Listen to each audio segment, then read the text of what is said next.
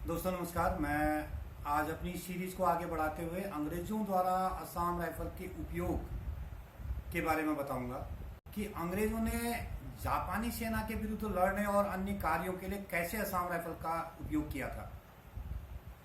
दोस्तों, अंग्रेजों द्वारा 1942 में असम सरकार की मदद से एक वी फोर्स की स्थापना की, जिस फोर्स को असम राइफल की अनेक टुकड़ियों को मिलाकर बनाया गया था, या यूं कहिए कि असम राइफल से जवानों को उधार लेके वी फोर्स का गठन किया था।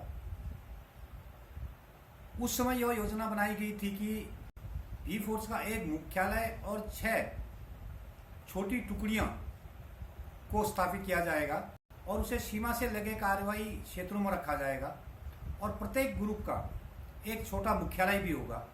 इसमें असम राइफल की 4 टुकड़ियां और 1000 जनजाति लोग, यानी कि लोकल लोगों को, जो जनजाति लोग, ट्राइबल लोग थे, उनको शामिल किया गया था।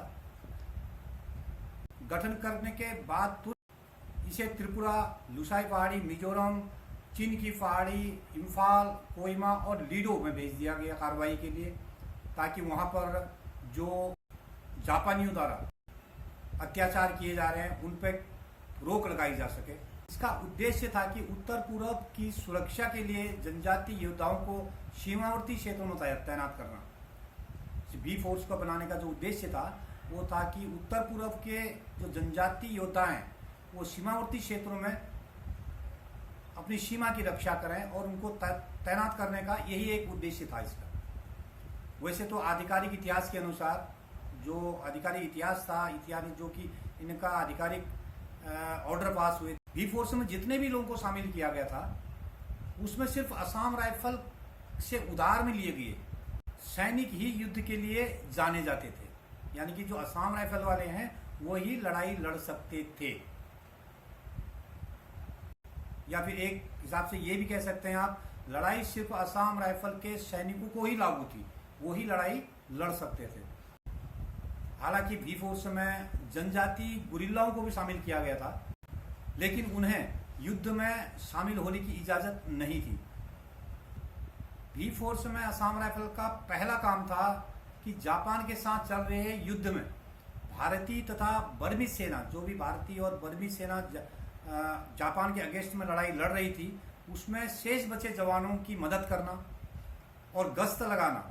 आप सोच सकते हैं कि जापानी सेना के साथ उस समय कितना भीषण युद्ध हुआ होगा, जबकि देश गुलामी की जंजीरों से बंधा हुआ था। उस समय असम राइफल के इस छोटे से बल ने, बी फोर्स वाली जो बल था, इस बल ने दक्षतापूर्वक कार्य को अंजाम दिया, जिस कारण बल ने अपने कार्य के आधार पर अनेक पुरस्कार जीते। इस प्रकार भारत की सुरक्षा और जापानी सेना की हार में असम राइफल का एक महत्वपूर्ण योगदान था उस समय।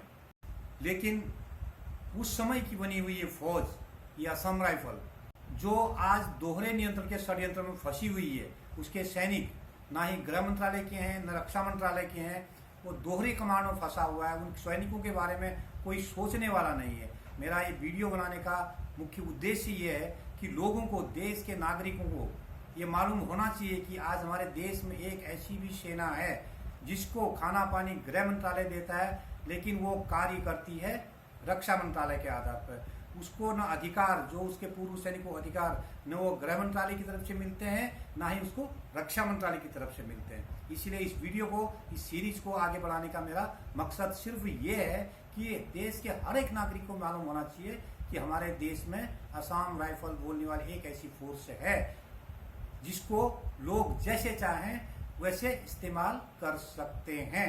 आज के लिए इतना ही। धन्यवाद। नमस्ते।